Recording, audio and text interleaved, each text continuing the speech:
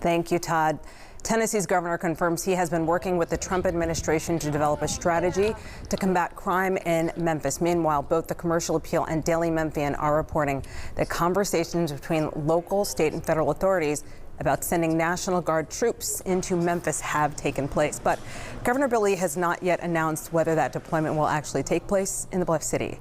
Soldiers have been stationed in Washington, D.C., and the president has said that he intends to send others to Chicago and other cities.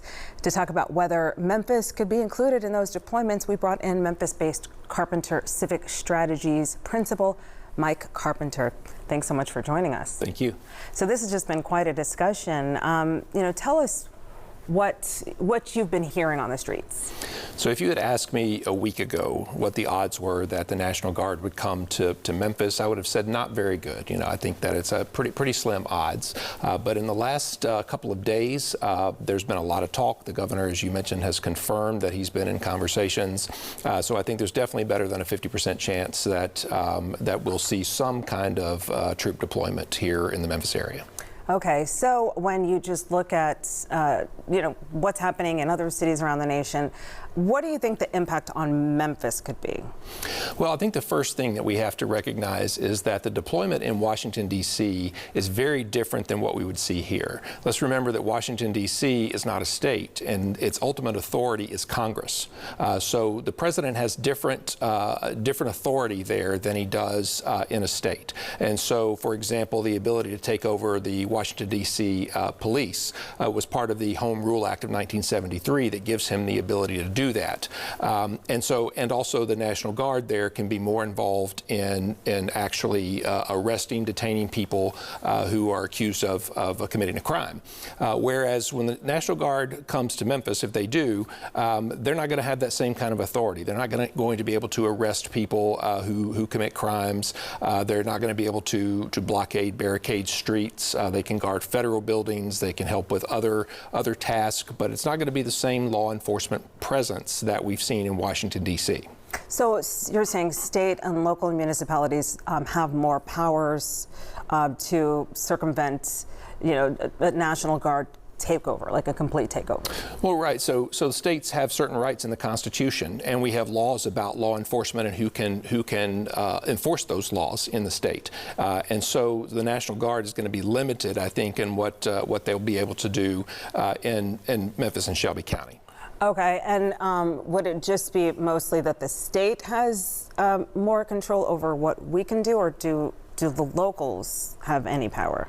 Well, so we derive all of our power locally from the state. Okay, so definitely, I think the state can dictate a number of factors in how we handle crime in the state. For example, the governor's already said he's sending 50 more state troopers to town, which I think is potentially a good thing, because these are trained law enforcement officers who can take some pressure off of MPD in addressing the crime situation, and they can enforce the state laws that get enforced by MPD every day here in the community, whereas a National Guard presence wouldn't give us that same kind of enforcement ability. There's a mixed bag on how people view state, federal involvement versus local involvement. Mm-hmm. We've seen statistics come out locally that say that crime is down. So what do you think about the National Guard coming in and then these statistics? Well, I think if you look at these statistics, it's not just that MPD just all of a sudden said, hey, we're at a 25-year low. They've actually been tracking these statistics along with the Crime Commission and others for a good while now. And so we've had 7 or 8 consecutive quarters of crime trending downward. Now, are we where we need to be? Do people feel safe? No, of course not. But the point is, this is not something new. We've been trending in the right direction, which means our law enforcement and our community organizations and our district attorney and our judges are doing something right in the criminal justice system to move the numbers in the right direction. So I think you have to think that if the Guard is coming here and they're being sent by the president, there has to be a little more politics to it than actual law enforcement or crime fighting. Okay, and now a letter from Senator Taylor and Representative Gillespie calling for a TBI audit of the crime stats. What do you think about that? Look, so the TBI gets these numbers from local law enforcement, and this has been going on for a long time. And they look at these numbers and they compile these statistics, and if they felt like anything was off, I think they would already be doing that, and they have the authority to do that. I think that, you know, that we need to trust these numbers. The Crime Commission, MPD, the Sheriff's Office, others who've been tracking this data have been doing it for a very long time, and there's no advantage to anyone to cook the books, so to speak. We really need to know what is happening to be able to get the resources and to deploy the resources to be able to impact crime for the sake of the community. You know, there's always been, and I don't know if you know the answer to this, but there have always been this commentary about that Memphis calculates its numbers different than other cities. Is that anything that you're familiar with? It is. So I actually served on the Crime Commission board for a couple of different stints in the past, back when I was on the county commission and with a local foundation. And so I can tell you that we actually report more than other communities do. So right, we're more transparent. More transparent, more classifications, for example. And I don't know if it's still the same, but it used to be with domestic violence. Some districts would report that as simple assault, rather than really looking at the domestic violence problem.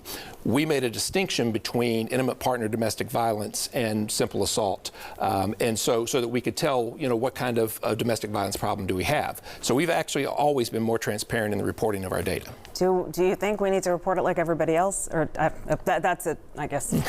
But what about the impact on our jails? Do you think this could have? Yeah, great point.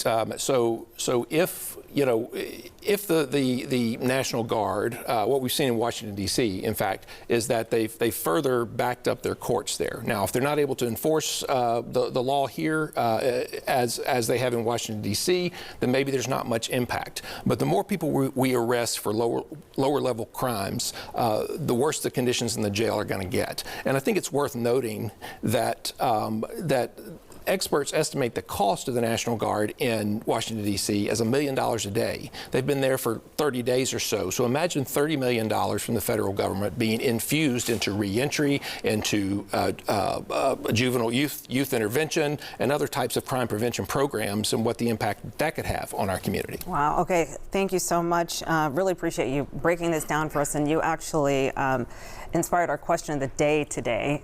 So thank you. And the Live at 9 question of the day, you can hover your phone camera over the screen, look for the yellow bar, tap it, and vote.